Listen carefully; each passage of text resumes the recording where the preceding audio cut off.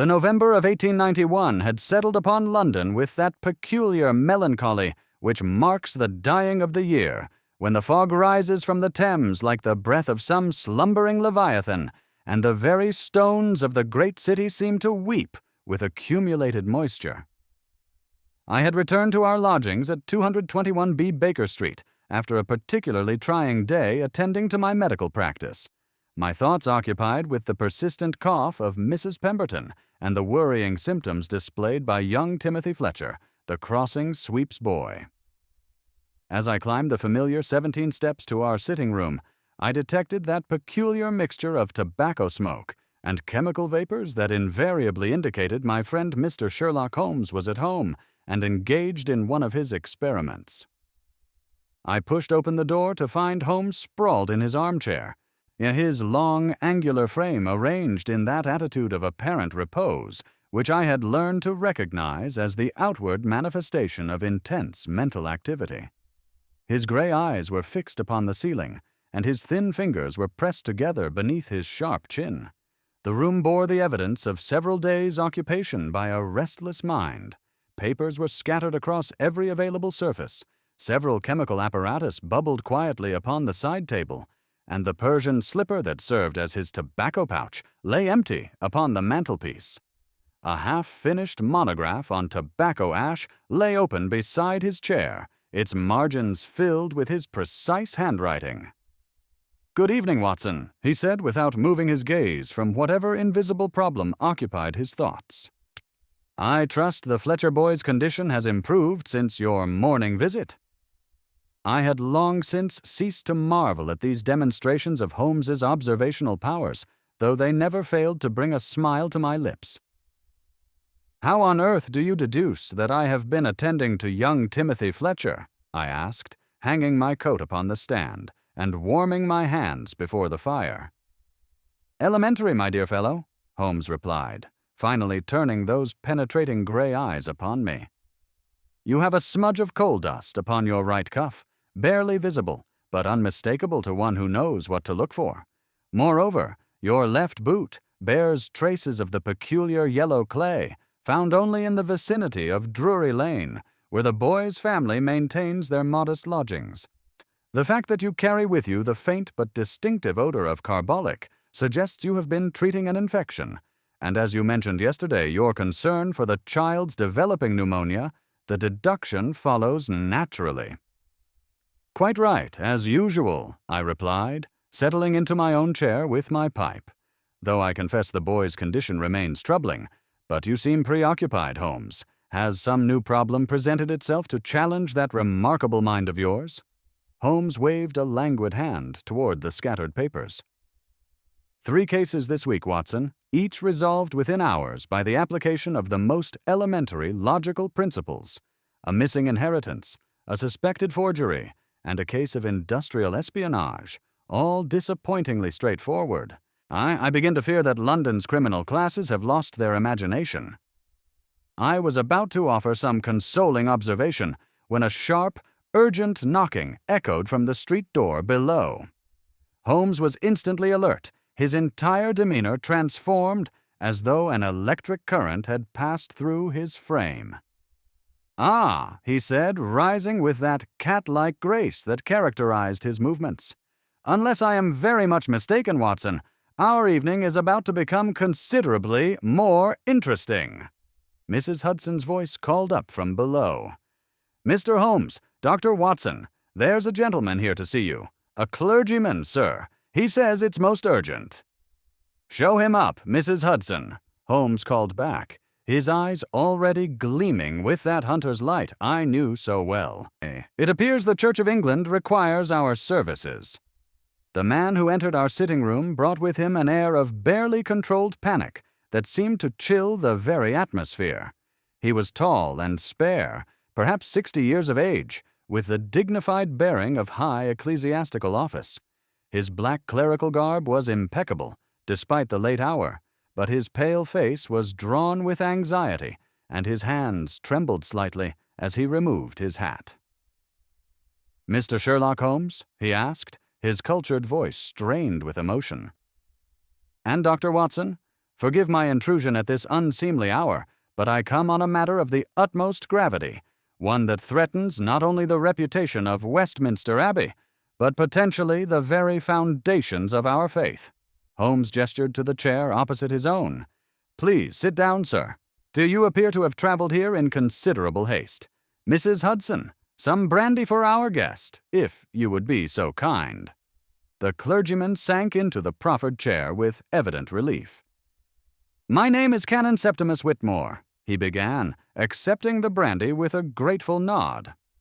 "I serve as subdean of Westminster Abbey, and I come to you because something impossible has occurred within those ancient walls, something that defies all rational explanation." Holmes leaned forward, his entire being focused upon our visitor. "I am all attention, Canon Whitmore. Pray tell us everything, and omit no detail, however trivial it may appear." Canon Whitmore took a steadying sip of brandy before continuing. "You are familiar, I trust, with the monument to the Pembroke children in the North Transept.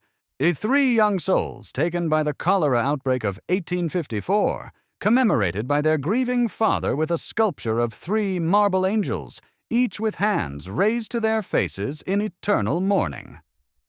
"I recall the work," Holmes replied. "Competent craftsmanship, though perhaps overly sentimental in its execution."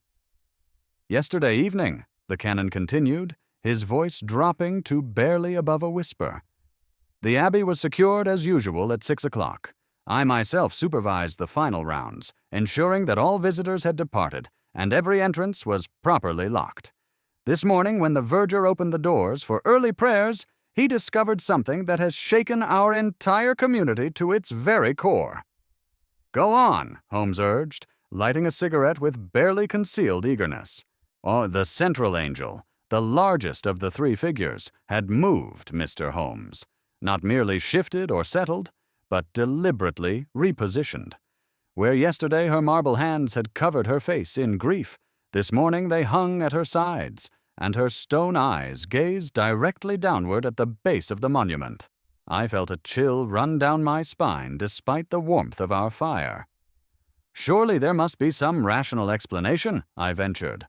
"Perhaps the statue was never as you remembered, or—" "Dr. Watson," the canon interrupted, his voice filled with a terrible certainty. "I have knelt before that monument in prayer every morning for 12 years. I know every line, every curve of those angels as well as I know my own reflection. The statue moved, gentlemen, moved in the night, while the Abbey stood empty and sealed." Holmes had begun that restless pacing which indicated his mind was working at its highest intensity. "You are certain the building was properly secured?" "Absolutely certain. There are only 4 keys to Westminster Abbey in existence. Mine, the Dean's, the head verger's, and one kept in the Archbishop's personal safe. Each morning we examine the locks and find no evidence of tampering. The windows are secured from within, and the walls are far too high to scale without equipment that would surely have been noticed.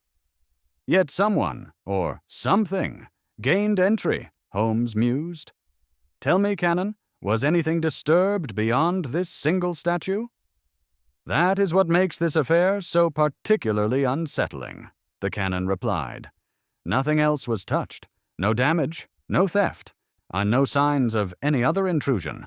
Only the angel, moved with what seemed almost reverent care." Holmes ceased his pacing and fixed our visitor with that piercing gaze that seemed to see through to one's very soul. "You spoke of this threatening the foundations of faith itself. That suggests you believe we are dealing with something beyond mere human agency." Canon Whitmore's hands trembled as he set down his brandy glass. "Mr. Holmes, in my position, I am accustomed to the requests of the faithful who seek miracles, signs, divine intervention. I have always counseled them toward reason, toward understanding that God works through natural law rather than by suspending it. But this challenges everything I thought I understood about the nature of reality itself." "Or," Holmes said quietly, "why, it challenges your understanding of human ingenuity and criminal intent. Tell me, Canon, has there been any unusual activity around the Abbey recently? Any new staff members? Any construction work? Any visitors who showed particular interest in that specific monument? Nothing out of the ordinary, the Canon replied. Though, he paused, frowning in concentration. Yes? There was a gentleman who visited several times last week, well-dressed, educated, claimed to be researching the artistic heritage of the Abbey for a scholarly publication. He spent considerable time examining the monuments in the north transept, including the Pembroke Memorial. Holmes's eyes lit up with interest. Did he give a name? Professor Marcus Blackwood, he said, from Oxford. He presented credentials that appeared entirely legitimate. And you have verified these credentials? No, I confess I have not. At the time, he seemed entirely respectable, and his knowledge of ecclesiastical architecture was impressive. Holmes rubbed his hands together with evident satisfaction. Excellent! We progress from the impossible to the merely improbable. Watson, your coat. Canon Whitmore, we shall accompany you back to the Abbey immediately. If we are dealing with human agency, as I strongly suspect we are, then our mysterious Professor Blackwood has left traces that only careful examination can reveal. As we prepared to venture out into the fog-shrouded streets of London, I could not shake the image of that marble angel, standing sentinel through the centuries, suddenly turning her stone gaze downward as though witnessing some terrible secret.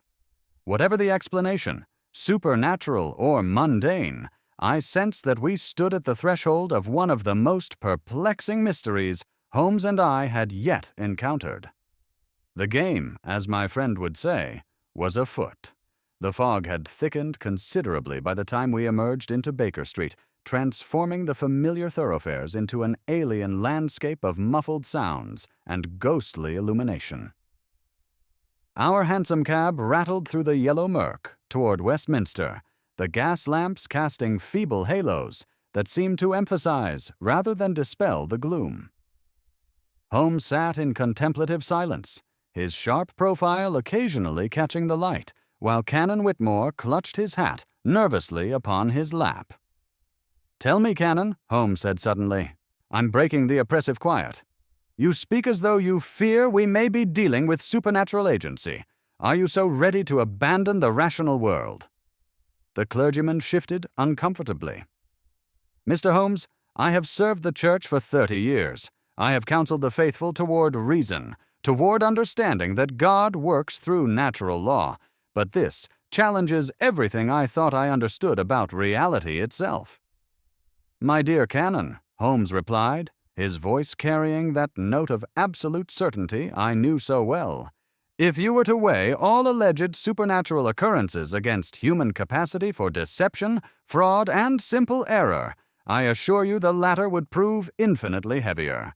Something inexplicable has occurred, but it must, by necessity, have a rational explanation." The Abbey loomed before us through the fog like some great ship run aground upon a sea of vapor. Its Gothic towers disappeared into the murk above, while the ancient stones seemed to weep with accumulated moisture. Canon Whitmore produced his key and admitted us through a side entrance, the heavy oak door groaning as it swung open to reveal the vast darkness within. Our footsteps echoed hollowly as we passed beneath soaring arches and through dim aisles, the feeble light of our lanterns casting grotesque shadows across the monuments to England's illustrious dead. The very air seemed thick with centuries of prayer and sorrow, pressing down upon us with almost physical weight. "There," Canon Whitmore whispered as we entered the north transept, raising his lamp toward a corner where marble figures stood in eternal vigil. "The Pembroke Memorial." 3 angels knelt upon an ornate plinth, their forms exquisitely carved in the idealized style of Victorian funerary art. 2 smaller figures remained, as they had for decades, hands pressed to their faces in gestures of perpetual grief.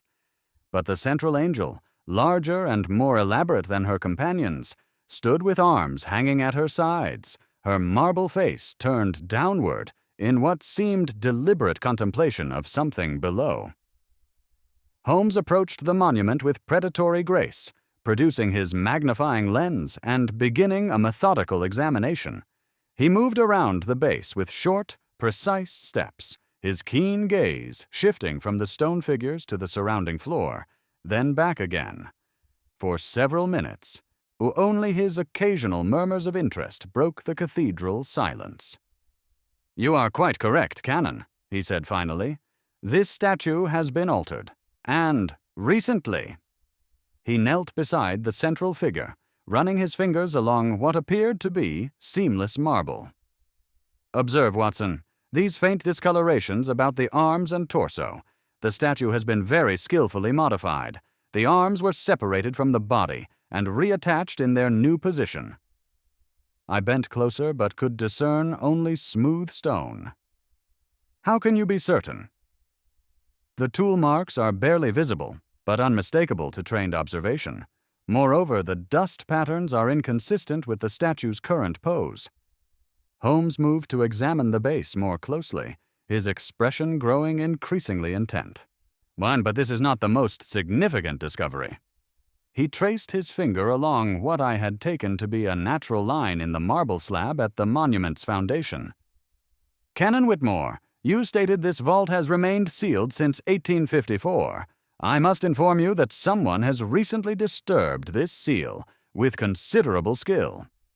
The canon gasped, moving closer to peer at the apparently intact surface. "But surely the mortar is undisturbed." "To casual observation, yes," Holmes replied, his voice tight with excitement. "But examine this hairline separation here, and here. The original mortar has been carefully removed and replaced with a substance designed to mimic its appearance perfectly.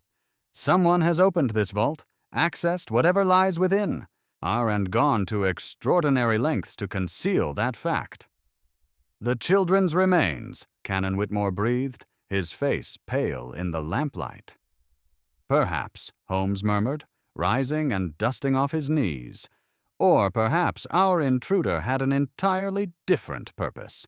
The question that now presents itself is not merely who accomplished this remarkable feat, but why they felt compelled to alter the angel's gaze toward this particular spot. What secret lies beneath these stones that required such elaborate misdirection?" Holmes straightened from his examination of the monument, his keen eyes reflecting the lamplight with that peculiar intensity I had learned to associate with significant discovery. The silence of the Abbey seemed to press upon us as he began his methodical circuit of the memorial, his movements precise and deliberate. "To Canon," he said without turning from his study of the flagstones, "I require the complete history of this monument. Who commissioned it? When was it constructed? And most importantly, what precisely lies within the vault beneath?" Canon Whitmore cleared his throat nervously. "Lord Edmund Pembroke commissioned the memorial in 1854, shortly after cholera claimed his 3 children within a single week. The sculptor was Alessandro Moretti, an Italian master who had established a considerable reputation in London. The vault contains the children's remains in sealed caskets, along with various personal effects Lord Pembroke wished preserved, jewelry, toys, some family documents." Holmes knelt beside the monument's base, producing his magnifying lens. "Observe, Watson, these faint marks upon the stone. Boot impressions, smooth leather soles. Not the nailed variety worn by laborers. The stride is measured, confident. Our visitor moved with the assurance of one familiar with ecclesiastical spaces." He traced the barely visible path with his finger. "The pattern leads directly from the side entrance to this monument and back again, with no deviation to examine other memorials." Rising, he moved to examine the wall adjacent to the monument, his lamp held close to the ancient stonework. "Ah," he murmured with evident satisfaction. "How very illuminating." He beckoned me closer to a small ventilation grate set into the stone. "Watson, observe the screws securing this fixture." I studied the iron grating carefully. To my eyes it appeared identical to others throughout the Abbey, but Holmes's trained observation had detected what I missed. "And the metal around the screw heads shows recent scoring," he explained. "Moreover, the dust patterns indicate this grate has been removed and replaced within the past fortnight. Someone has been using this ventilation shaft as an observation point, studying the monument's construction and the movements of Abbey personnel." Canon Whitmore approached with growing alarm. "But surely no one could enter through such a narrow opening." "Not enter, no," Holmes replied, working at the screws with a slender tool. "But this provides something equally valuable, a means of prolonged, undetected surveillance." The grate came free, revealing a narrow shaft disappearing into darkness. Holmes thrust his lamp into the opening, peering intently. "The shaft connects to the main ventilation system. Our Professor Blackwood could position himself here during visiting hours, observing the monument's details and planning his nocturnal work." Holmes replaced the grate and turned his attention back to the monument itself, producing a small vial and brush. He carefully collected samples of the suspicious mortar, then knelt again to examine the floor more closely. "Here," he said, his voice tight with excitement. He produced a pair of tweezers and extracted a tiny fragment, holding it up to the light. "Blue glass, Watson. Modern industrial glass, likely from a vial or scientific apparatus. And here." He indicated nearly invisible scratches on the flagstones. "Tool marks, expertly concealed but unmistakable to trained observation." The implications were becoming clear, and I felt a chill that had nothing to do with the Abbey's ancient stones. "Holmes, you believe the vault has been opened?" "I am certain of it." His expression had grown grave. "Canon Whitmore, I fear we must examine what lies beneath this monument. Someone has already disturbed this sacred space. We are merely the second visitors." After considerable persuasion and the canon's agonized consent, we procured tools from the verger's storeroom. The heavy marble slab groaned as we leveraged it aside, revealing stone steps descending into darkness. The air that rose from the aperture carried the expected mustiness of age, but mingled with it was something else, a sharp, acrid odor that made my eyes water. Holmes descended first, his lamp casting eerie shadows on the walls of the small crypt. 3 lead coffins rested on stone shelves, but it was the floor that commanded his attention. "Watson," he called softly, "bring the cannon down, but carefully. We have found what our intruder sought." In the center of the dusty floor lay a black leather notebook and the shattered remains of a blue glass vial. But most shocking of all was the condition of the central coffin, its lead lid peeled back, the wooden shell beneath splintered open to reveal an empty interior. "The child's remains?" Canon Whitmore gasped. Holmes examined the coffin's lining with his lens. "There was never a child in this coffin, Canon. No staining, no decomposition. This served as a repository, not a grave. And this notebook," he carefully lifted it with his handkerchief, "was what our intruder came to retrieve. The broken vial suggests his mission was interrupted, perhaps by the very trap he had set for himself." The chemical odor was growing stronger. Holmes sniffed cautiously near the broken glass and immediately recoiled. "Chloroform, highly concentrated. Everyone up the stairs, quickly!" As we emerged into the transept, gasping in the cleaner air, Holmes examined the notebook under the lamplight. Its pages were filled with columns of numbers and complex chemical formulas. "This is no ordinary theft, Watson," he said grimly. "We are dealing with something far more sophisticated and far more dangerous than simple grave robbery." The weeping angel gazed down at us with her altered expression, as though she too understood that we had uncovered only the beginning of a much larger and more sinister design. With a pale November dawn found Holmes hunched over his chemical apparatus in our Baker Street lodgings, the recovered notebook spread open beside a collection of reference volumes and hastily scrawled notes. I had managed perhaps 2 hours of fitful sleep, haunted by images of that violated vault and its sinister contents, but my friend appeared to have worked through the night with his characteristic intensity. "Watson," he said without looking up from his microscope, "I fear our nocturnal adventure has uncovered something far more sinister than mere grave robbing. This notebook documents 37 years of methodical experimentation with alkaloid derivatives, specifically modifications to strychnine designed to mimic the symptoms of cholera." I felt my blood run cold as the implications became clear. You believe Lord Pembroke was poisoning people during the 1854 outbreak? Not merely during the outbreak, my dear fellow, but creating it, at least in part. Holmes straightened, his gray eyes reflecting a mixture of fascination and revulsion. Consider the perfect camouflage. Genuine cholera deaths occurring daily throughout London, while a handful of carefully selected victims succumb to a synthetic toxin that produces identical symptoms. Who would question additional deaths during such a crisis? Who would demand closer examination when the city's morgues were overwhelmed? He handed me a page covered with chemical formulas and dates. The entries begin in March 1854, 2 months before the official outbreak reached its peak. Pembroke was testing his compound, refining the dosage, perfecting the delivery method. The 3 children listed as his own were likely his first successful subjects, chosen precisely because their deaths would establish his credentials as a fellow sufferer. The monstrous calculation of it left me speechless. Holmes continued his exposition with clinical detachment, though I detected an underlying current of anger in his precise words. The empty coffin served as his laboratory repository, a place to store samples, notes, and equipment, where no authority would dare to intrude.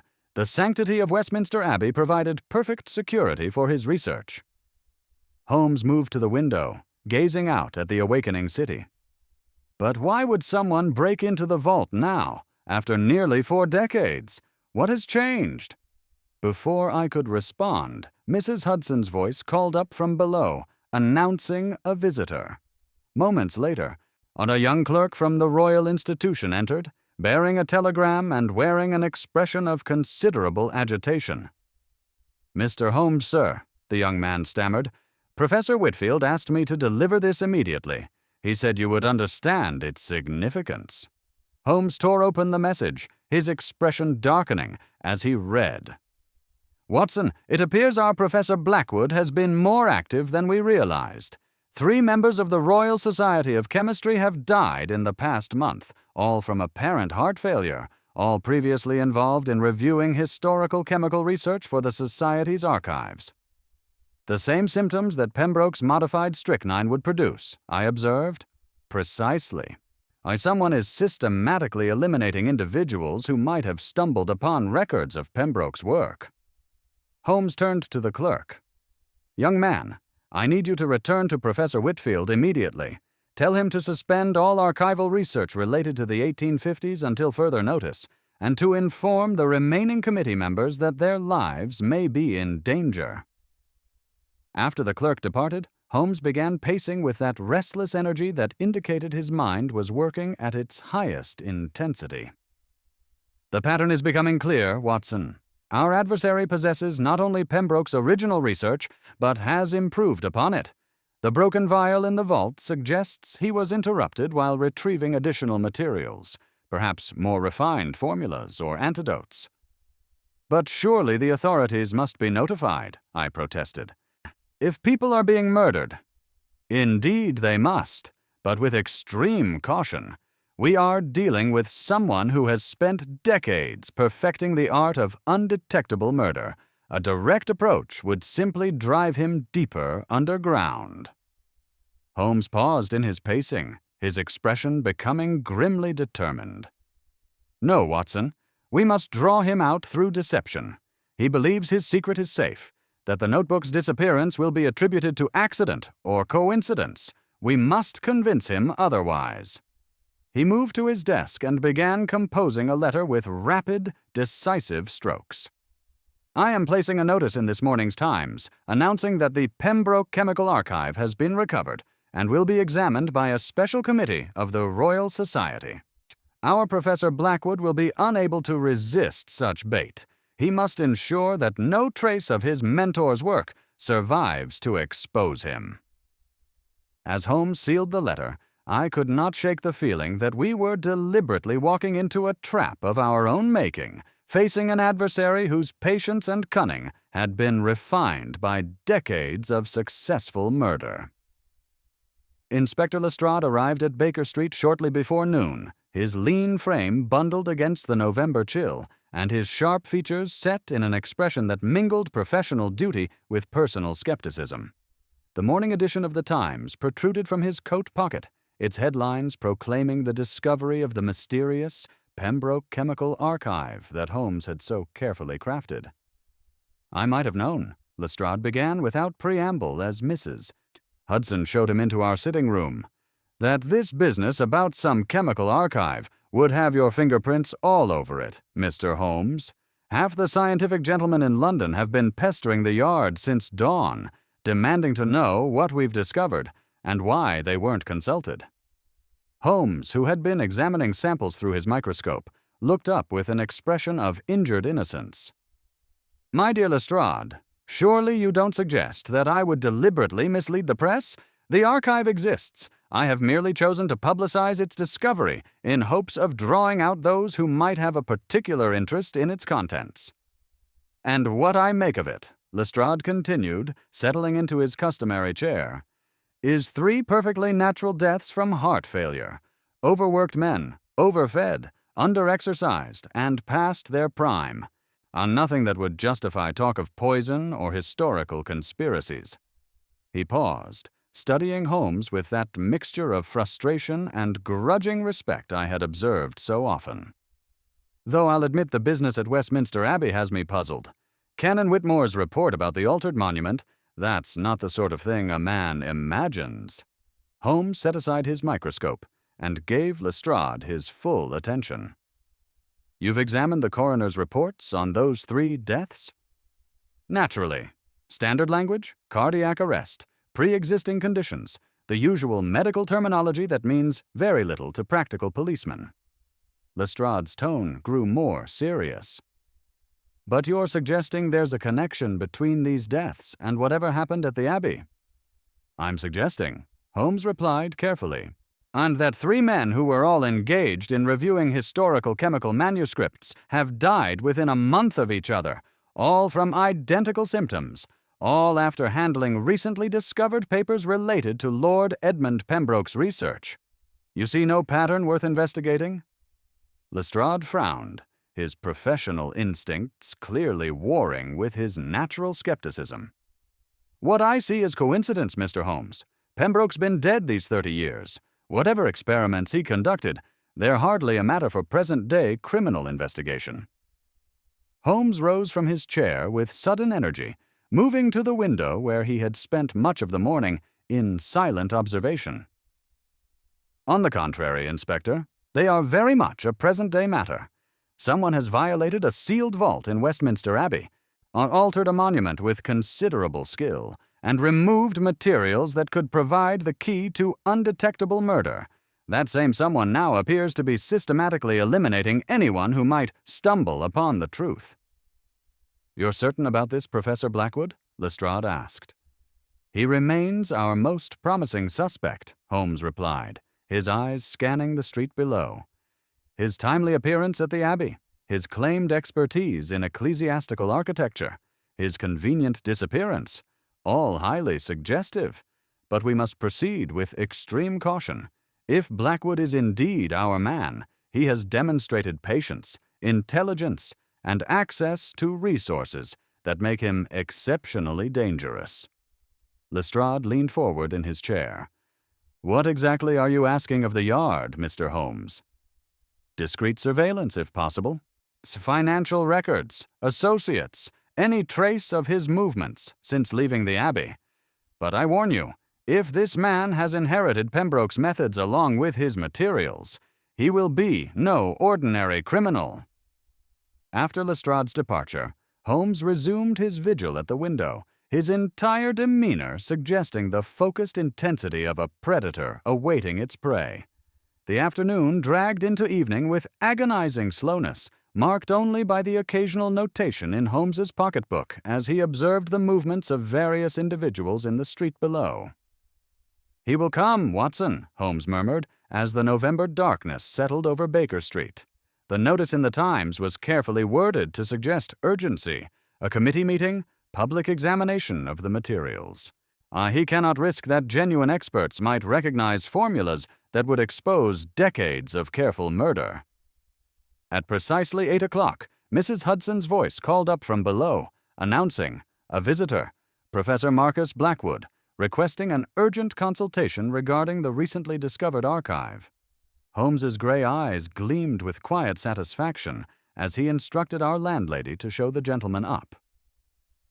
The man who entered our sitting room was exactly as Canon Whitmore had described, tall, distinguished, with the bearing of academic authority and the confidence of breeding. His overcoat was of excellent quality, his manner cultured and pleasant, yet I detected something in his pale blue eyes that suggested depths carefully concealed beneath the surface of scholarly respectability. "Mr. Holmes, Dr. Watson," he began, his voice carrying the measured cadences of university lecture halls.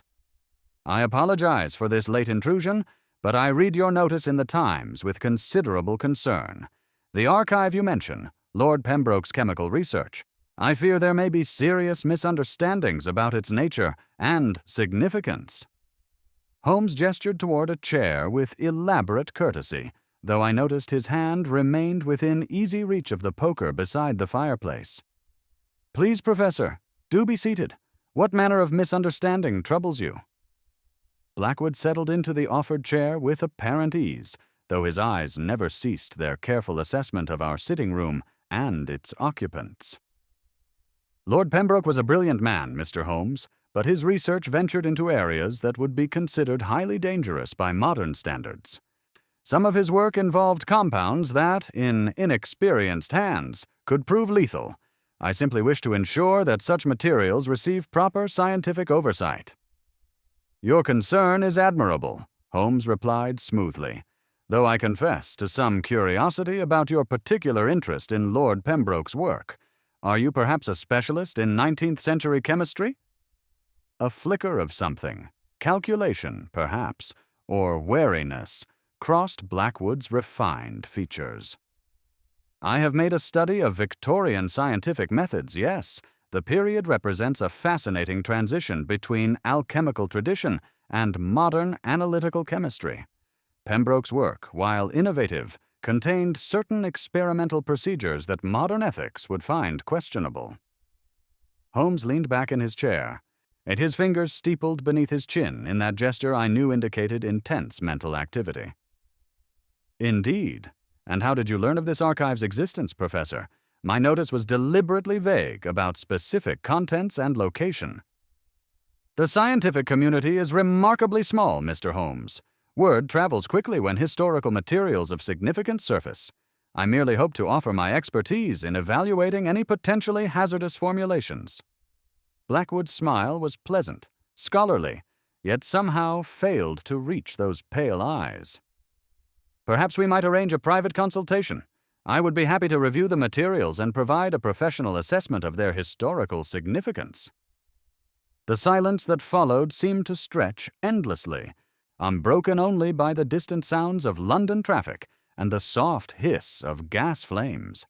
Holmes continued to study our visitor with that penetrating gaze that had unnerved countless criminals, while Blackwood maintained his pose of academic concern with remarkable composure. Finally, Holmes spoke, his voice carrying a note of finality that made the hair on my neck prickle with apprehension. "Professor Blackwood, I find myself in the curious position of having discovered an archive that apparently does not exist in the company of a scholar whose credentials prove remarkably difficult to verify. Tell me, what would you say if I informed you that the materials in question have already been examined by experts and found to contain formulas for compounds that perfectly mimic the symptoms of natural disease?" Blackwood's pleasant expression never wavered, but I saw his hands tighten almost imperceptibly upon the arms of his chair. I would say, Mr. Holmes, that you are playing a very dangerous game with forces you may not fully comprehend. The temperature in our sitting room seemed to drop several degrees as Blackwood's scholarly facade began to crack under Holmes's relentless scrutiny. His pale eyes hardened, and the pleasant academic demeanor gave way to something far more calculating and dangerous. Dangerous games, you say?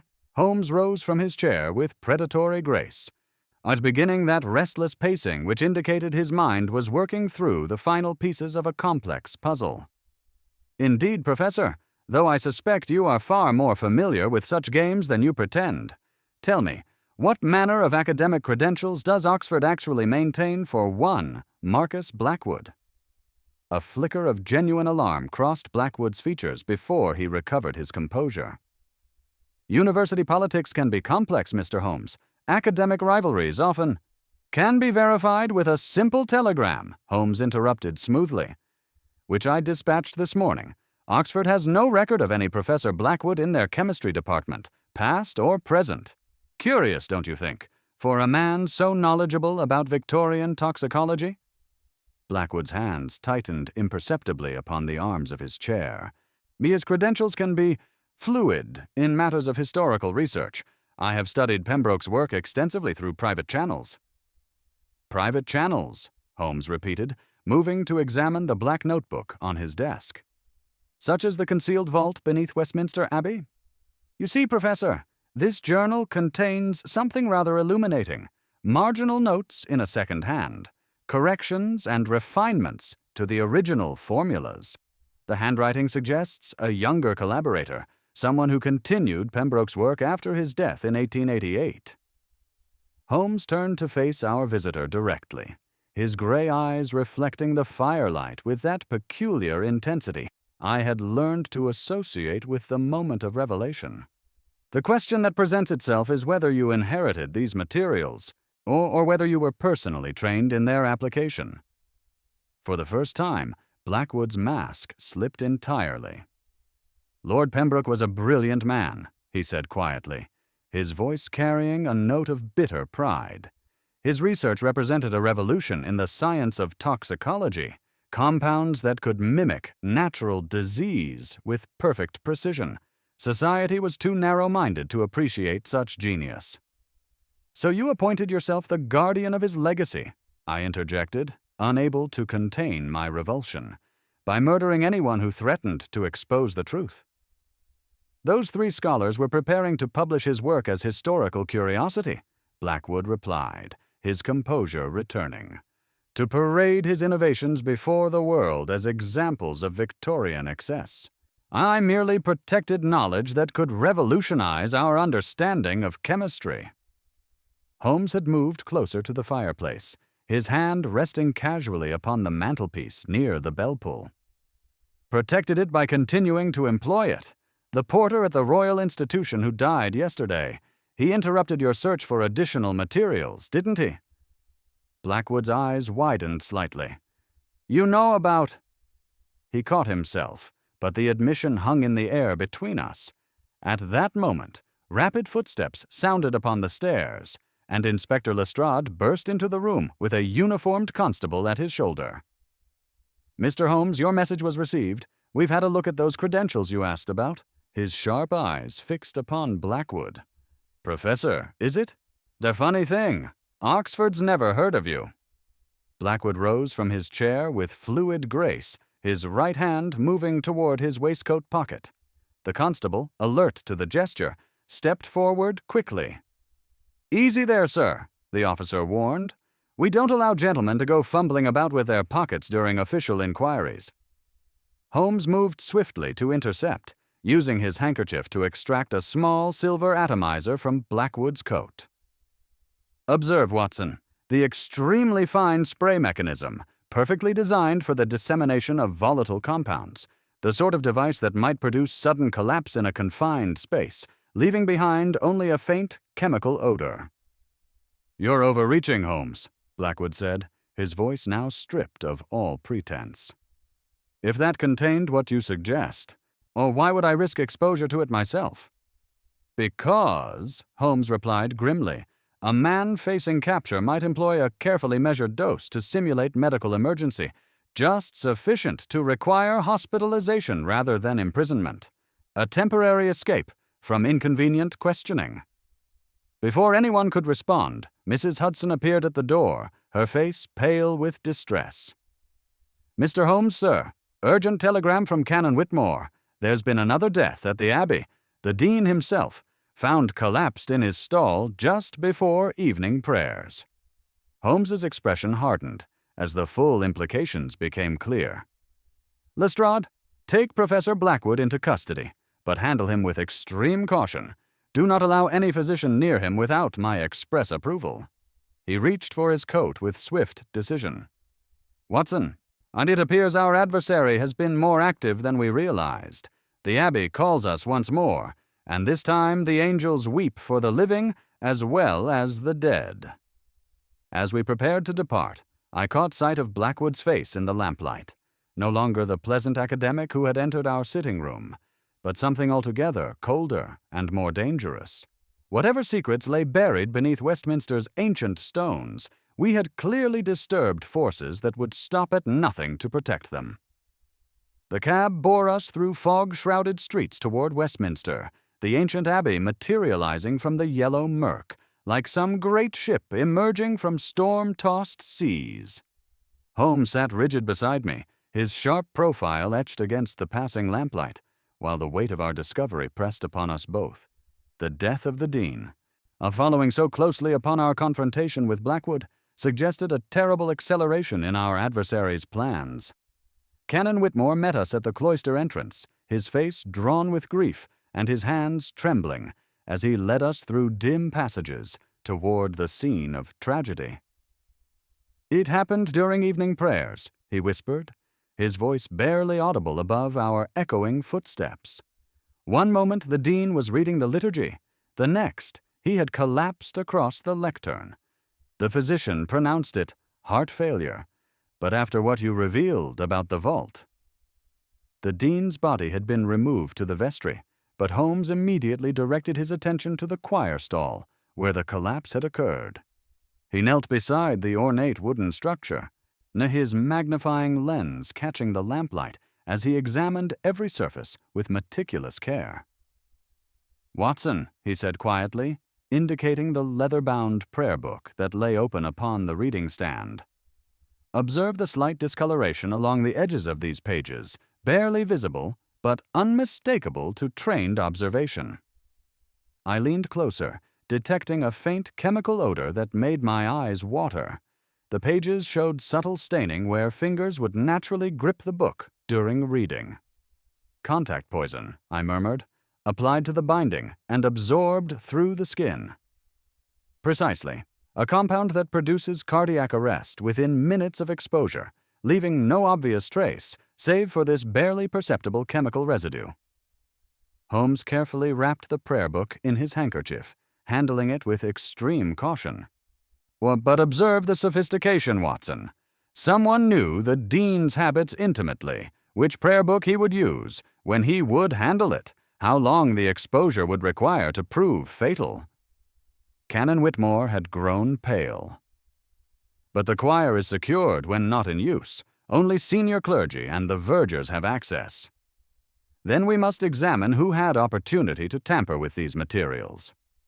Holmes rose from his investigation, his expression darkening. "Canon, I require the dean's private correspondence and appointment records. If this murder was planned with such precision, there must be evidence of the preparation." We adjourned to the dean's chambers, where Holmes conducted one of his characteristically thorough searches. Within minutes, he had located a concealed drawer containing a collection of papers that made the canon gasp with recognition. "These are inquiries about Professor Blackwood," Holmes announced, scanning the documents rapidly. The dean had written to Oxford, to the Royal Society, to colleagues in Cambridge. He was systematically verifying Blackwood's credentials and finding them wanting. He held up a telegram dated 2 days prior. "Here, Oxford's definitive response that no Marcus Blackwood has ever been associated with their chemistry department." Then the dean knew. I observed. He had discovered the deception. More than that, Watson. He had arranged a private meeting for this very evening, after prayers, in the choir itself. Someone was to meet him there. Someone he believed could provide answers about the mysterious Professor Blackwood. Holmes's eyes gleamed with that cold fire that always preceded his most startling revelations. But consider the timing. Blackwood sits in Lestrade's custody, yet the Dean dies precisely when and where such a meeting was arranged. Our supposed culprit has been neutralized, yet the murders continue. The implications struck me with sudden force. We've been manipulated from the beginning. Blackwood was meant to be discovered. Exactly so. Someone orchestrated this entire affair to focus our attention upon a convenient scapegoat, while the true architect of these crimes continued their work unhindered. Holmes moved to the window, gazing out into the fog-shrouded night. We are not hunting a single murderer, Watson, and we are facing an organization, one that has been perfecting the art of undetectable assassination for nearly 4 decades. Before I could respond, urgent footsteps echoed in the corridor outside. A moment later, a breathless constable appeared in the doorway, his face pale with distress. Mr. Holmes, sir. Urgent message from Scotland Yard. The prisoner Blackwood has collapsed in his cell. Inspector Lestrade says it appears to be heart failure, but— The young man paused, clearly disturbed by what he had to relay. The man's dying words were that you've been chasing shadows while the real devil walks free among the angels. Holmes's expression hardened as the full scope of our adversary's cunning became clear. Somewhere in the darkness beyond these ancient walls, the true puppet master was already moving to complete whatever diabolical scheme had cost so many lives, and we had played directly into his hands. The constable's grim news seemed to drain the very warmth from the Dean's chamber. Holmes stood motionless at the window for several heartbeats, his sharp profile etched against the fog-dimmed glass, before turning with that sudden decisiveness I had learned to recognize as the prelude to revelation. "Watson," he said quietly, "we have been dancing to another's tune from the very beginning. Blackwood's death was not unexpected desperation. It was the final act of an elaborate performance designed to convince us the threat had been neutralized." His gray eyes blazed with renewed intensity. But consider his dying words. The real devil walks free among the angels. Not among us, not in London, but specifically among the angels of Westminster Abbey. Canon Whitmore looked up from his grief-stricken contemplation. "You believe the murderer is here, within these walls?" "I am certain of it. Someone with intimate knowledge of the Abbey's routines, unrestricted access to all areas, and the ability to work unobserved for extended periods." Holmes began that restless pacing which indicated his mind was working at fever pitch. "Tell me, Canon, who else moves freely through these corridors at all hours? Who else would never be questioned, never be suspected?" "The vergers, of course, but they are men of unimpeachable character. The cleaning staff work only during prescribed hours. Perhaps." The canon paused, frowning. "There is Mr. Sterling, the restoration architect. He has been supervising work on the cloisters for months. 'Tis often working alone through the night. He claims the silence aids his concentration." Holmes stopped pacing abruptly.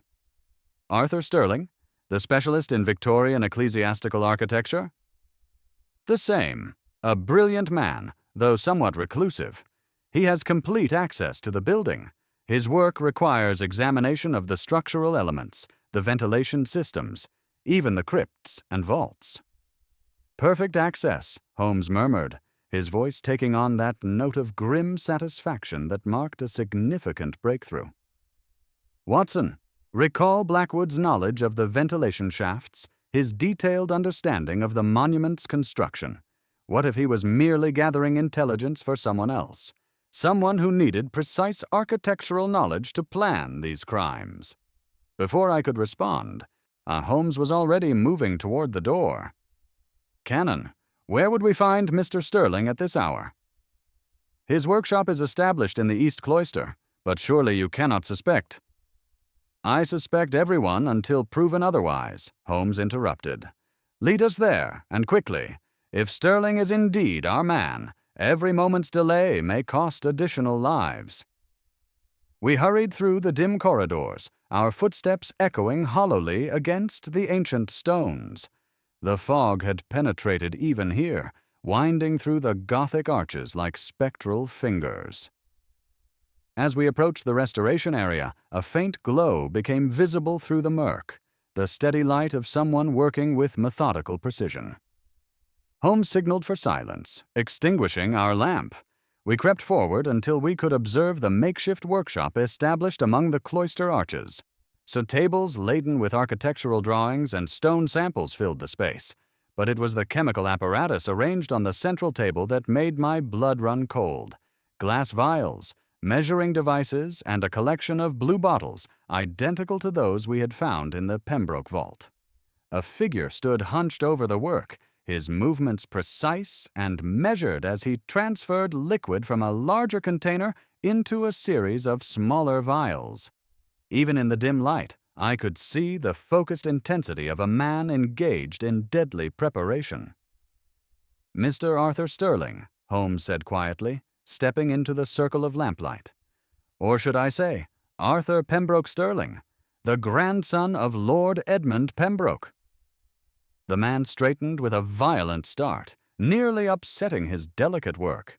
He was younger than I had expected, perhaps 40, was with the hollow-eyed intensity of a fanatic, but it was his hands that commanded my attention, stained with chemical burns and trembling slightly as he reached for a heavy stone chisel.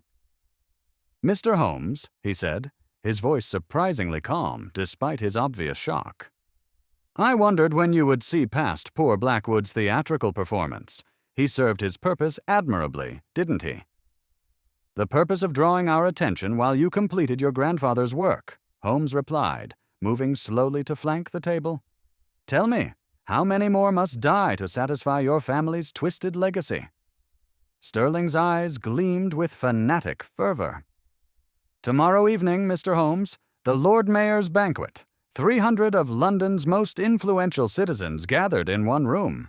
A single drop of my grandfather's perfected formula in the wine service. Completely tasteless, producing symptoms indistinguishable from natural heart failure." He gestured toward the vials with obvious pride. "The demonstration will be undeniable." Holmes moved with calculated precision around the makeshift laboratory, his keen eyes assessing both the deadly apparatus and Sterling's increasingly unstable demeanor. The architect still gripped the stone chisel, but his attention remained divided between his precious vials and the growing realization that his carefully constructed plans were unraveling. The scope of evil revealed. "Your grandfather's legacy," Holmes said, his voice carrying that peculiar blend of fascination and revulsion I had heard him employ when confronting the most brilliant criminal minds, "was built upon the suffering of innocence. You speak of demonstration. Yet what you propose is mass murder on an unprecedented scale." Sterling's hollow eyes blazed with fervent conviction. "My grandfather was a visionary, Mr. Holmes. While others saw cholera as tragedy, he recognized opportunity, the chance to perfect compounds that could reshape the very foundations of power. Those who control undetectable death control society itself." "And the 3 children commemorated in the monument?" I interjected, unable to contain my horror. "Were they merely convenient subjects for his experiments?" "They were orphans from the workhouse," Sterling replied with chilling indifference. "Their deaths served a greater purpose than their miserable lives could have achieved. My grandfather provided them with immortality. Their memorial stands as testament to the birth of a new science."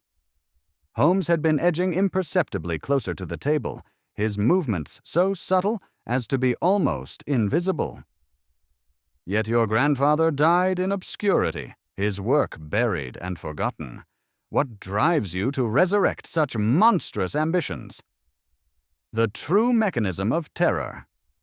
Sterling's laugh was bitter and sharp. Forgotten? His genius was suppressed by small-minded fools who lacked the courage to embrace revolutionary science. For 37 years, I have studied his journals, refined his formulas, corrected his minor imperfections.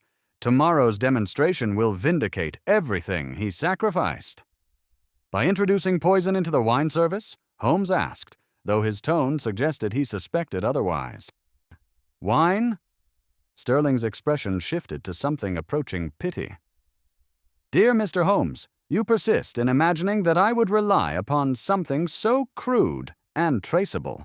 A room filled with politicians and magnates will be surrounded by suspicion, by security, by nervous men watching every glass and every decanter. He lifted one of the filled vials with reverent care, the liquid within catching the lamplight with sinister beauty. Air, Mr. Holmes, is far more democratic than wine.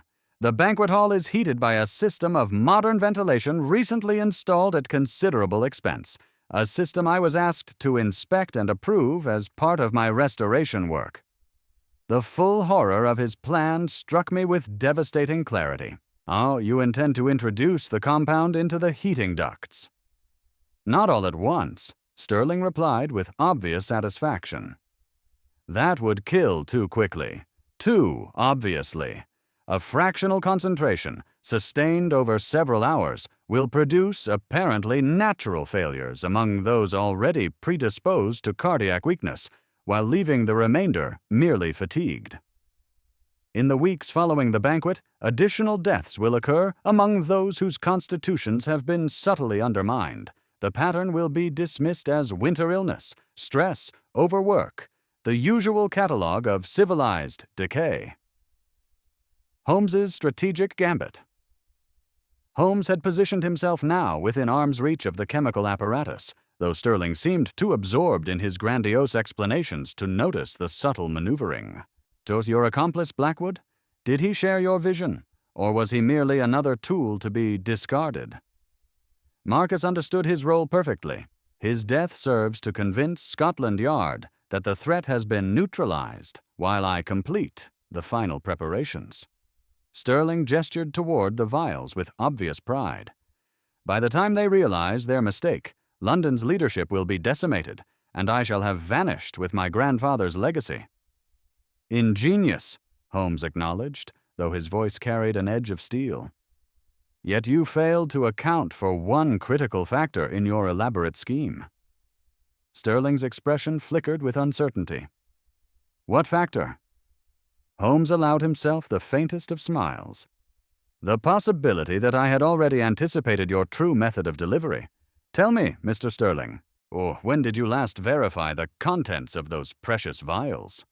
The color began to drain from Sterling's face as comprehension dawned.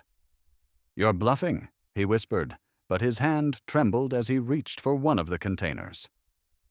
By all means, verify my claim, Holmes replied calmly, though I should warn you that the constables I summoned before entering this workshop should arrive within moments. Your choice, Mr. Sterling. Surrender peacefully, or discover firsthand whether I substituted your compounds with harmless saline solution. The final confrontation, Sterling's face contorted with sudden terrible understanding.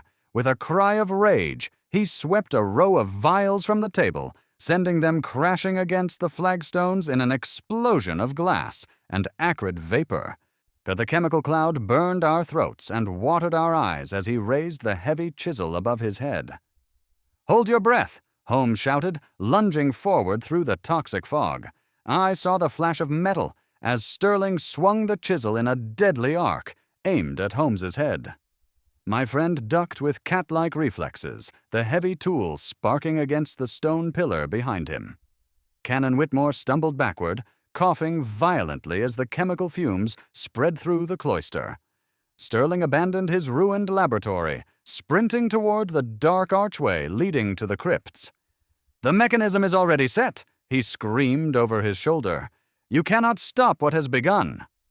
At that moment, the sound of running footsteps echoed through the corridors, and Inspector Lestrade's voice rang out. Scotland Yard, Mr. Sterling, You are surrounded." But Sterling had vanished into the labyrinthine depths beneath the Abbey, and I knew that our pursuit had only just begun.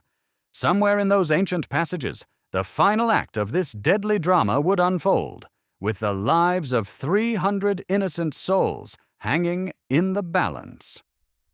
The weeping angels of Westminster had witnessed the birth of a monster's plan. Now they would see whether justice could prevail before that plan reached its horrific fruition.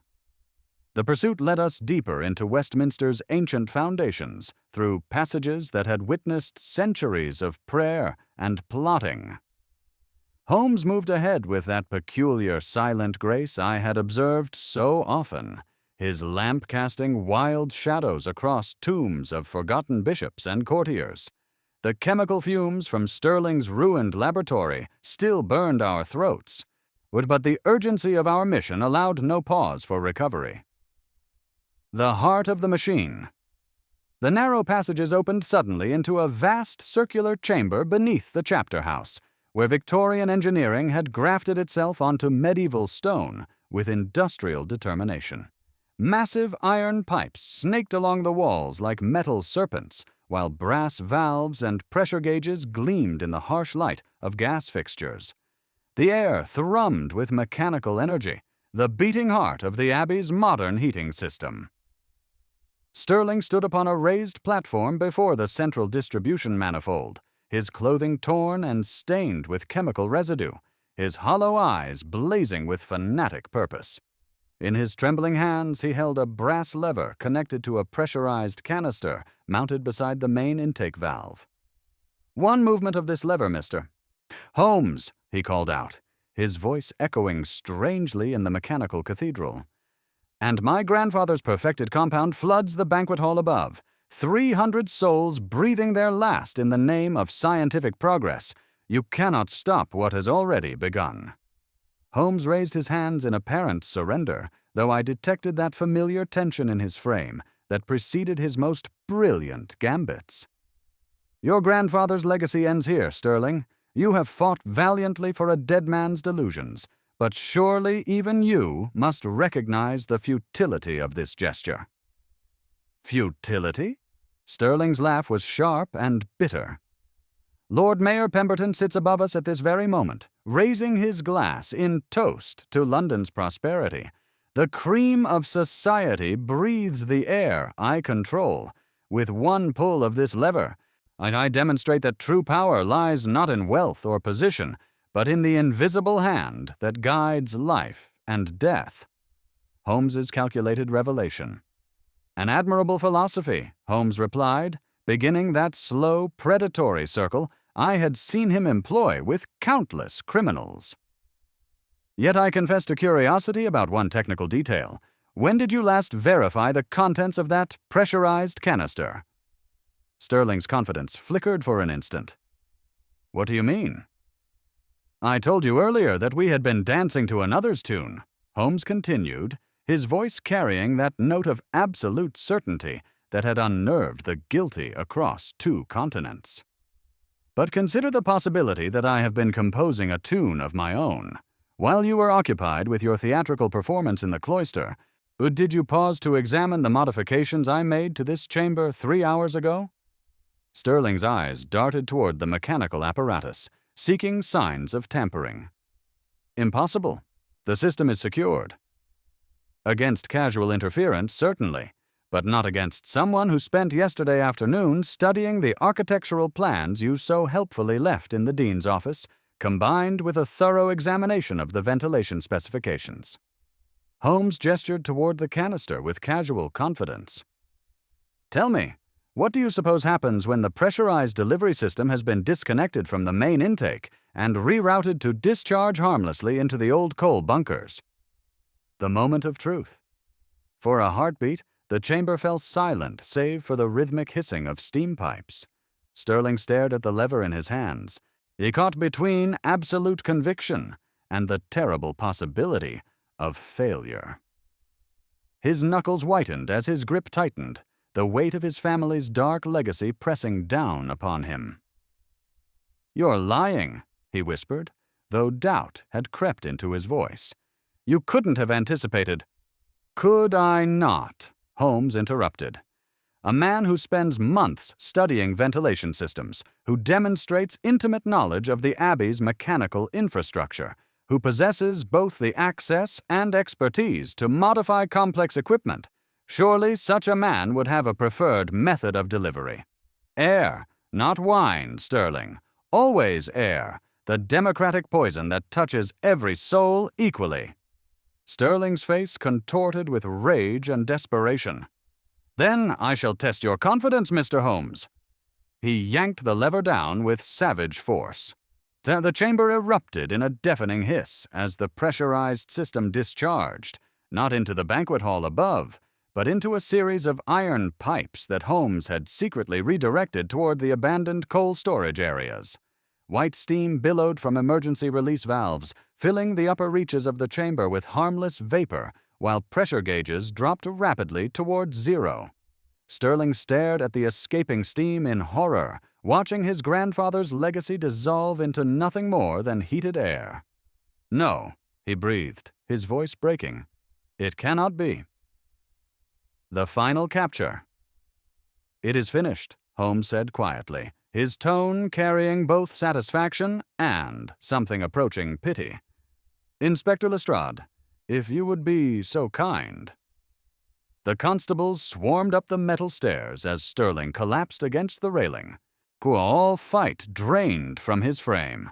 The weight of failure seemed to crush him more effectively than any physical restraint, and he offered no resistance as they bound his hands. "My grandfather was a genius," he whispered as they led him away. "History will vindicate us both." "History," Holmes replied, "will remember him as a murderer of children, and you as the man who sought to compound his crimes. Some legacies are better left buried." Epilogue. The angel's restored dawn was breaking over London as we emerged from the Abbey's depths, the November fog beginning to lift from the ancient stones. Canon Whitmore waited for us in the north transept, where workmen were carefully restoring the marble angel to her original posture of grief. "The mechanism within the base?" I asked, watching as they sealed the monument's foundation. "Or disabled permanently," Holmes replied, examining the restored sculpture with professional interest. "A simple system of counterweights and pivots activated when the vault was opened. Ingenious in its simplicity, diabolical in its purpose." "And the banquet guests?" "Enjoying their evening in blissful ignorance of how close they came to becoming unwitting martyrs to Victorian chemistry," Holmes said, allowing himself a slight smile. "Though I suspect the Lord Mayor's speech may run somewhat longer than usual, given the improved ventilation I've provided." Canon Whitmore touched the angel's marble hand with reverent care. "To think that this sacred place harbored such evil for so many years." "Evil often hides behind the mask of respectability," Holmes observed, turning his collar up against the morning chill. "But it cannot hide from patient observation and logical deduction. The angels weep for the past, Canon, but they need no longer fear the future." As we walked out into the pale November sunlight, I looked back once more at the restored monument. The three marble figures seemed to watch our departure with a serenity that had been absent during our investigation, their vigil finally peaceful, their terrible secret laid to rest forever. The case of the Weeping Angels of Westminster Abbey was closed, but I knew that somewhere in the vast city awakening around us, other mysteries waited to challenge that remarkable mind I was privileged to call my friend. Thus concluded one of the most intricate and dangerous cases in which Mr. Sherlock Holmes and I had ever been engaged. The newspapers, with their characteristic sensationalism, dubbed it the Westminster poisoning plot, though few suspected how close London had come to witnessing a tragedy of unprecedented proportions. Arthur Sterling was tried and convicted, spending his remaining years in Broadmoor, while the Pembroke research was destroyed under Holmes's personal supervision. The Weeping Angels of Westminster Abbey continue their eternal vigil, but they guard now only the memories of the faithful, not the schemes of the wicked. Dr. John H. Watson, November 1891. The week following Sterling's arrest found Holmes in one of those contemplative moods that occasionally settled upon him after the successful resolution of a particularly complex case. He sat before our fireplace, his long fingers steepled beneath his chin, while the November fog pressed against our Baker Street windows like some vast, gray creature seeking entry. The morning papers lay scattered about his chair, their headlines proclaiming the capture of the Westminster poisoner with that peculiar mixture of sensationalism and relief that characterized the London press. Technical mysteries resolved. "You seem troubled, Holmes," I ventured, setting aside my medical journal. "Surely the case concluded to your satisfaction." "In most respects, yes," he replied, stirring from his reverie. "Yet I confess to a nagging sense that certain technical aspects of the affair may have puzzled you, Watson. The statue mechanism, for instance. You asked how a stone figure constructed in 1854 could serve as an indicator for crimes committed decades later." I leaned forward with interest, for indeed this question had occupied my thoughts considerably. Holmes rose and moved to his desk, where he quickly sketched a diagram with his characteristic precision. "Lord Pembroke was a man of extraordinary paranoia, Watson, combined with considerable mechanical ingenuity. The Weeping Angel was never merely decorative, it was a sophisticated alarm system." He indicated various points on his drawing. The central figure was balanced upon a hidden fulcrum within the plinth. The vault's stone covering was connected to the statue's internal framework by a series of tensioned iron rods. When the slab was disturbed, even slightly, the tension released, causing the counterweighted arms to drop and the head to pivot downward. "Ingenious," I murmured, studying the mechanism. "Sterling triggered it unknowingly when he entered the vault." "Precisely. He possessed the technical knowledge to breach the vault, but was unaware of the mechanical linkage above. His attempt to reset the statue after discovering its altered position resulted in the jammed mechanism that so terrified Canon Whitmore." Holmes set aside his sketch and reached for his pipe. "But the true revelation lay not in the statue itself, but in those fragments of blue glass we discovered in the crypt." The scientific trail. "You spent considerable time examining them under your microscope," I recalled. "Indeed, for they told a fascinating story. That particular shade of cobalt blue is achieved through the addition of cobalt oxide and alumina, a technique perfected by Continental Glassworks in the 1850s. However, the fragments also contained trace amounts of compounds that indicated modern manufacturing techniques." Holmes paused to light his pipe, the flame illuminating his sharp features. "Sterling was not merely using his grandfather's equipment, Watson. He was recreating it with contemporary improvements." The implication struck me forcefully. His position as restoration architect provided perfect access to specialized suppliers. "Exactly so. When I inquired with the firms contracted for the Abbey's restoration, I discovered substantial orders for period-accurate scientific apparatus placed by Sterling over the past several months.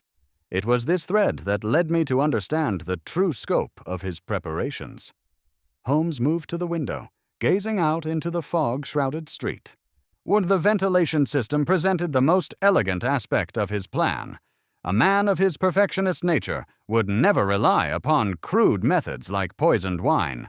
Too many variables, too much dependence upon human error. The heating apparatus, however, offered mathematical precision." "You mentioned installing a bypass valve," I said. "When did you accomplish this?" "While you were so admirably distracting Canon Whitmore in the vestry," Holmes replied with a slight smile. "I had suspected Sterling's true method from our first examination of the monument. The proximity to the main heating distribution point was too convenient to be coincidental. A simple matter to reroute the delivery system to discharge harmlessly into the abandoned coal storage areas." Lingering shadows. Holmes returned to his chair, but his expression had grown more serious.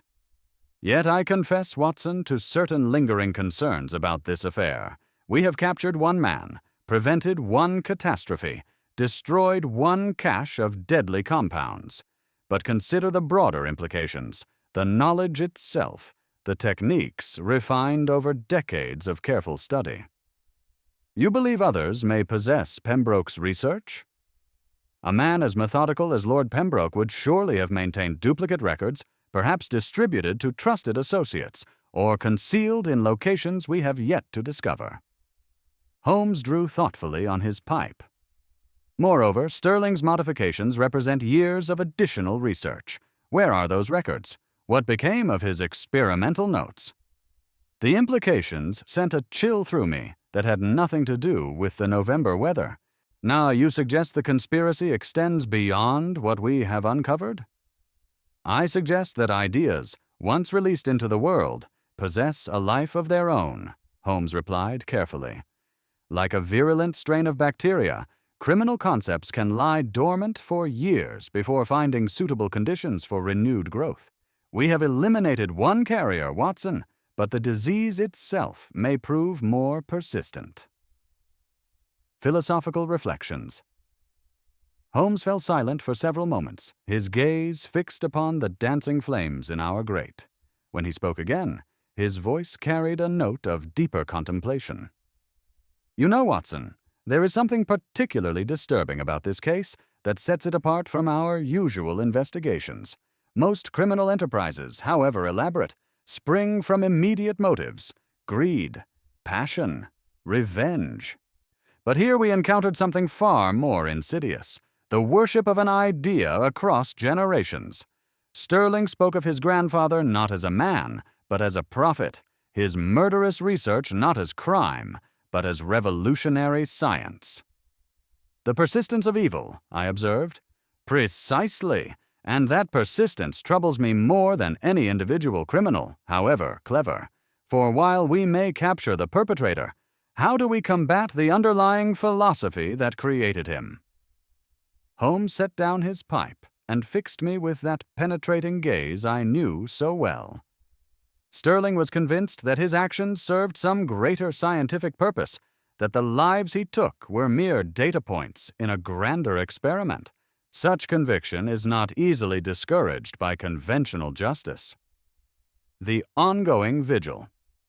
Before I could respond, and the familiar sound of wheels upon cobblestones drew our attention to the street below, Holmes moved to the window, his entire demeanor shifting with that sudden alertness I had observed countless times.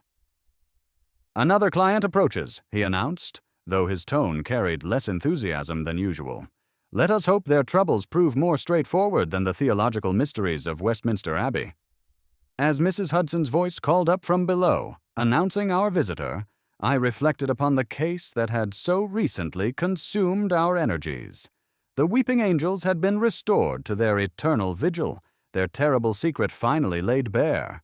Yet Holmes's concerns lingered in my mind like shadows cast by gaslight. The possibility that somewhere in London's vast expanse, other minds might be nurturing similar dark ambitions, or in other hands might be preparing instruments of invisible death.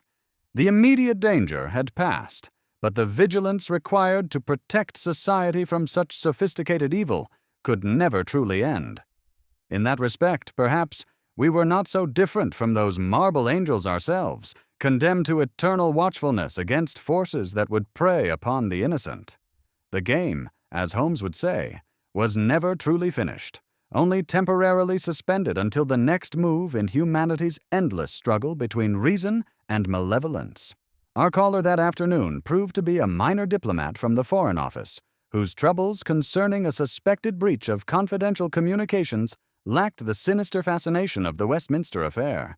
He departed after an hour with Holmes's preliminary advice and a promise of further investigation, I leaving us to contemplate the stark contrast between ordinary diplomatic intrigue and the sophisticated evil we had so recently confronted. Philosophical Reflections on Knowledge. Holmes moved to the mantelpiece and took down his violin, tuning it with that meticulous care he bestowed upon all instruments of precision. The soft rasp of the bow across the strings seemed to harmonize with the distant rumble of London traffic, creating an oddly peaceful accompaniment to my own troubled thoughts. "You intend to record this affair, Watson?" he asked without looking up from his instrument. "I do," I replied, "though I confess uncertainty about certain technical details. The public should understand how narrowly it escaped catastrophe. Yet some knowledge might prove instructive to precisely the wrong sort of reader." Holmes allowed himself a faint smile. "There you touch upon the central paradox of our work, my dear fellow. The same analytical methods that permit us to unmask such criminals might equally serve them in refining their devices. Knowledge is, as Sterling so tediously reminded us, morally neutral. It is the application that determines whether we applaud or condemn." Before I could respond, Mrs. Hudson announced another visitor. Canon Whitmore entered our sitting room, bearing a small leather-bound volume wrapped in brown paper. The events of November had aged him considerably, yet his eyes held a new serenity. "Mr. Holmes, Dr. Watson," he began, settling into the offered chair. "I bring what may be the final piece of this terrible puzzle." He unwrapped the parcel with trembling hands, revealing a diary whose cover bore the embossed initials E.P. The final revelation. Holmes accepted the volume with evident interest, his gray eyes scanning the faded pages with intense concentration. For several minutes, only the crackle of our fire and the turning of pages disturbed the silence. "Remarkable," he murmured finally. Pembroke viewed himself not as a murderer, but as a pioneer in what he termed chemical sociology, believing he could guide society's development through selective elimination of certain individuals. His expression darkened as he continued reading. Yet here, in his final entries, he records the destruction of his secondary research facilities, and he feared his work would be misunderstood by lesser minds. "Then Sterling was working from the only surviving formulas?" I asked. "Precisely. The specific threat posed by the Pembroke legacy dies with him." Holmes closed the book with decisive finality. "Canon, I would advise you to consign this volume to the flames. Some knowledge is too dangerous to preserve, even as historical curiosity." "It shall be done this very evening," Whitmore promised, rising to depart. "The Abbey is peaceful once more, Mr. Holmes. The angels weep only for the righteous dead now." Resolution and continuing vigilance. After the canon's departure, Holmes raised his violin and began to play, snatches of some melancholy air that seemed to capture both the satisfaction of justice served and the sobering recognition of humanity's capacity for evil. The music filled our modest rooms with bittersweet beauty, a reminder that even in our darkest investigations, there remained something worth preserving in the human spirit. "The case is closed," I observed, settling back in my chair. "This case, certainly," Holmes replied, lowering his instrument. "Yet I suspect that evil is hydra-headed, Watson. Cut off one head, and two more grow in its place. Sterling was merely the latest manifestation of a darkness that has existed as long as human ambition itself." Outside our window, the November fog pressed against the glass like some vast gray creature seeking entry. Somewhere in that sprawling metropolis, other mysteries were already taking shape, other challenges that would test our methods against the endless ingenuity of criminal minds. But for now, Holmes continued, his voice softening with something approaching contentment, "We have done our part. The angels of Westminster may rest in peace, and perhaps we have earned a moment's respite ourselves." As he resumed his playing, I reflected on the nature of our work. We were not merely solving puzzles or catching criminals. We were standing as guardians against encroaching chaos, using reason and logic to hold back the darkness that constantly threatened civilized society. The Westminster poisoning plot would fade into history, but the vigilance it demanded would continue as long as human nature remained unchanged. The weeping angels had witnessed both the depths of human depravity and the triumph of justice. Their eternal vigil reminded us that even in the most sacred places, the evil could take root, and that the price of peace was constant watchfulness by those willing to confront the shadows where lesser minds feared to tread. The game was over for now, but tomorrow would bring new clients, new mysteries, and new opportunities to serve the cause of justice in our fog-shrouded city.